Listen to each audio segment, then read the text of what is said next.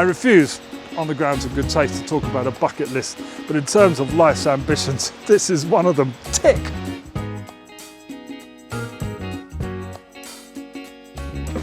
Well, here we are in the autumn of this fantastic year when I'm losing weight, getting fit, being healthy, and all sorts of marvellous things are happening. I'm actually up at the Midsomer Norton Rugby Club, probably spending more time on this rugby pitch than I certainly ever spent on one at school, which was largely a conspiracy not to spend any time on a rugby pitch. This may have something to do with the fact that I was at school in North Yorkshire back in the days, a long time ago, when winters were proper winters.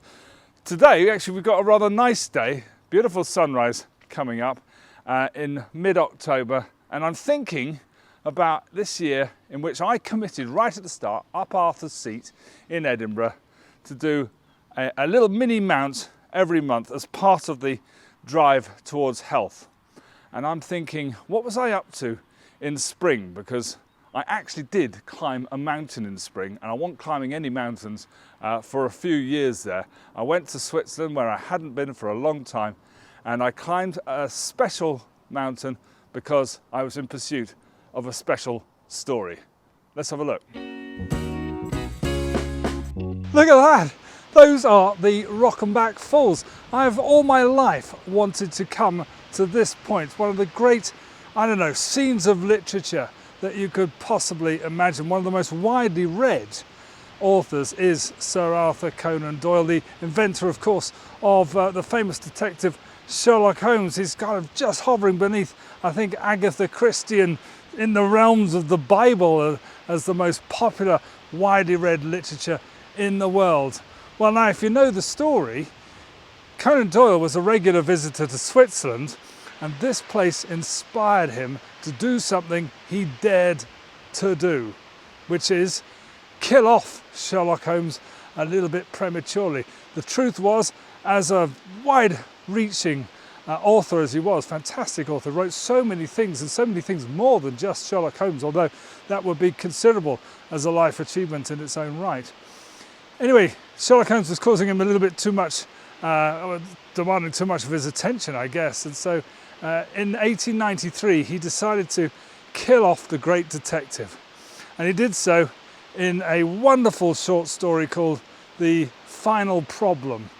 This was the coming together of the good and the bad of the world, as Conan Doyle described it, the good being Sherlock Holmes and the bad being Professor Moriarty, and the whole story ends up here, and of course it climaxes with the two tumbling to their doom, from where Moriarty remained in some sort of damned eternity, one would only suppose. Sherlock Holmes, though, was a little bit more fortunate, because there was such a public outcry to the death of Holmes as this great literary figure that Conan Doyle was obliged to bring him back to life. So it turns out somewhere down there was a little twig.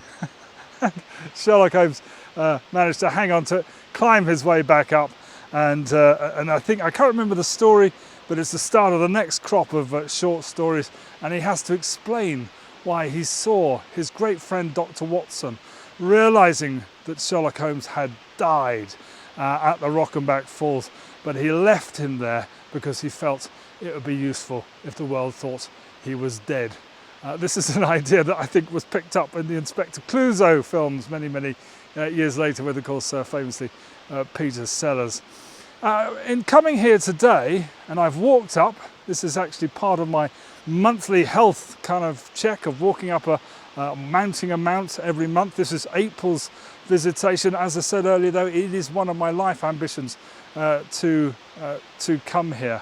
And as I was preparing to come here this morning in my hotel in Brienz, you'll have to forgive my pronunciation, my Swiss German isn't really up to where it ought to be. Mercifully, like so many English folk, the world does speak our language, so we can afford to be lazy. It's no excuse though, is it? But rather helpful. Anyway, as I was preparing for this, I thought, what else about this location, what else about these falls stimulates us? And there was all sorts of stuff about geological this and tumbling water doing that and erosion, and you know what? sort of kind of okay. It's all kind of interesting. Yeah, it's one of the biggest waterfalls in the world. You're not seeing it in its full glory. I think this is the lower section of it, but it tumbles all 250 meters or something. But the truth was, I am a Sherlock Holmes addict, and I couldn't find anything more interesting to talk about than that association with this. And it's not just me that makes the association, because everywhere down in the village of Meiringen, again pronunciation, it's Sherlock Holmes this, Conan Doyle that. So it adds to the idea that I've been saying that Conan Doyle is for the world and not just for that English or British audience that demanded he brought Sherlock Holmes back to life in 1893. What actually happened to Holmes? Well, we never quite know. Conan Doyle himself died in 1930, having slightly besmirched his reputation by announcing that he believed in fairies. There's a little bit more to it than that, but it was, had mixed reviews, shall we say. I think the last we see of the great detective is he retires to Sussex to keep bees. Very charming, rather topical for today. So there we leave Sherlock Holmes. Moriarty and his doom down there. Holmes got out of his this particular predicament and lived a life long enough to enjoy the company of bees on the Sussex Downs.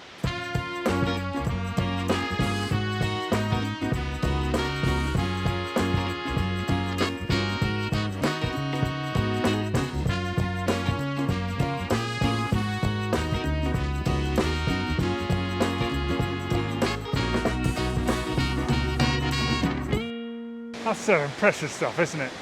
These are more or less at the top. I think it's around 250 metres up. I've come up all that way.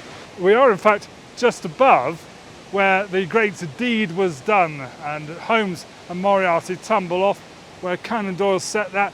For some reason somebody knows exactly where that is. I've just been there. These are the images. Have a look.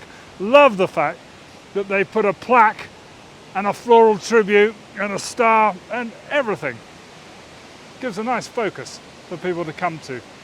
And by way of an indication of how much I've managed to change my life in this health initiative over the last 5 years, well, Saturday mornings did not look like this a few years ago, I can tell you. And I'm up at the rugby club here in Midsomer Norton, which is where I come for my training sessions with Yvonne. And look, it's sufficiently early. The moon's still up. Meanwhile, over there, there's a lovely sunrise going on. Autumn could be so fantastic in this country. Come on, let's do it. This is where I come for my punishment with my wonderful trainer, Yvonne.